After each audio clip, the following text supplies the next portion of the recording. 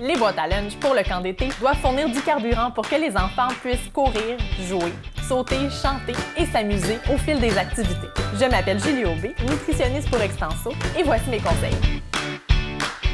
Vous trouvez que c'est une corvée la préparation des boîtes à lunch pour le camp d'été? Vous n'êtes pas seul. Voici donc des trucs simples pour que la préparation des boîtes à lunch s'intègre mieux dans vos horaires occupés d'été. La clé pour se faciliter la vie, c'est vraiment de planifier et de s'organiser. Un bon truc, c'est de prendre le temps d'identifier les recettes qu'on aime et les recettes qu'on a envie d'essayer, et on garde ça à la portée de la main. On peut aussi consulter les circulaires en ligne. C'est rapide et ça permet d'identifier les aliments qui sont en spécial pour planifier nos menus. Ensuite, un bon truc est de bâtir un menu en pensant au lunch et aux collations, évidemment. À partir de ce menu-là, on se prépare une liste d'épicerie.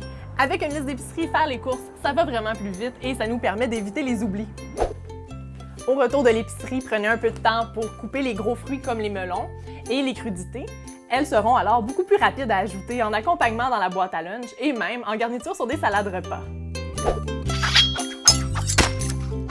Gageons qu'ainsi tout préparé, les fruits et légumes seront soudainement plus populaires auprès de tous les membres de la famille. Un autre truc super simple, c'est d'utiliser les surplus du souper de la veille. On peut par exemple volontairement faire cuire plus de poulet, de poisson, de grillades, plus de pâtes, plus de riz. Utiliser ces surplus-là pour se préparer des lunchs pour le lendemain midi. Par exemple, ici on a mangé des pâtes sauce tomate, on peut utiliser un surplus de pâtes pour préparer une savoureuse salade mexicaine. Ça prend pas plus de temps, on fait d'une pierre deux coups. Profitez des fins de semaine pour préparer des galettes, des biscuits, des muffins maison. C'est vraiment une belle activité à faire en famille et on peut également congeler des portions et ainsi avoir des collations sous la main pour toute la semaine.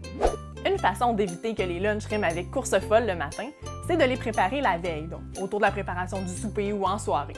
On prépare dans le fond tout ce qui peut être fait, les sandwichs, les salades, les trempettes.